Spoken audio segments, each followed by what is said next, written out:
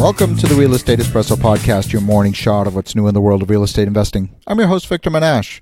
From time to time, we hold AMA episodes. That is, Ask Me Anything. I love to answer your questions. If you have a question you think is going to be of broad interest, send it in. I'll answer it live on the air. Send your questions to victor@victorjm.com. That's victor@victorjm.com. On today's show, we're talking about another aspect of short-term rentals. I'm in the short-term rental business. My partners and I operate our units legally and at a very high level. The consistent 5-star reviews are not an accident. They're the result of hard work by our team and our staff on a daily basis. Now, I don't know about you, but my social media feed is filled with advertisements for training classes that advocate getting into the short-term rental business. One headline reads, "Everything you need to become a property investor without owning any properties." Then the ad goes on to say, "This exclusive webinar will show you how to rent properties, not buy them, and list them on Airbnb and other short-term rental platforms, just working part-time. It contains a step-by-step blueprint, easy-to-follow instructions on how to set up this incredible business with one rental property at a time." So I clicked on the ad. The webpage invites you to an exclusive webinar. It's amazing. The webinar starts in just 7 minutes from now. How lucky is that? The webpage invites me to join the hundreds of people worldwide making money using other homes as short-term rentals.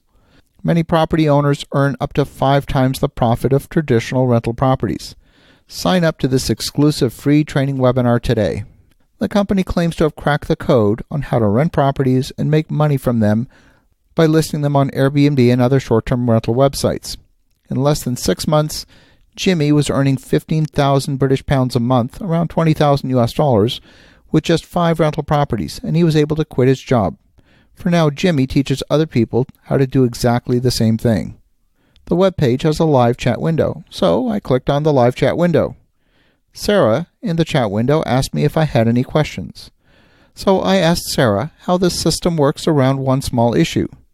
You see, in many jurisdictions, not all, but many, there are laws that prohibit subletting a property for more than you rent it for. So I asked Sarah how they get around the law that prohibits subletting the property for more than it's rented for. Now the chat window confirmed that my question was delivered to Sarah. At that point, I'm guessing there must have been a technical issue, because I still have the chat window open and have not received any further correspondence from Sarah. I wonder what the problem might be. Now I know that subletting an apartment on a short-term rental platform has been a common practice a few years ago. In fact, there was a rash of these units appearing on the market in New York City. There was one unit in particular, located near Union Station, close to New York University in Lower Manhattan. That property is owned by someone who's from out of town. The tenant never actually occupied the property.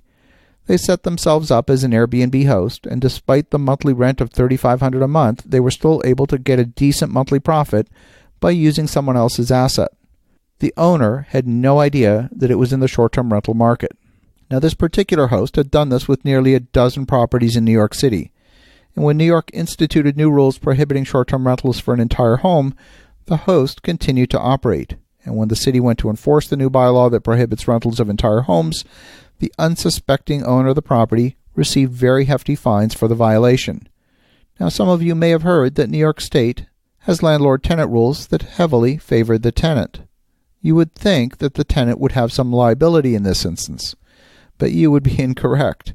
The tenant simply vacated the apartment, stopped paying the rent, and the landlord was left with an empty apartment that they thought was leased at a good price, and a bucket load of fines for the violations of the bylaw.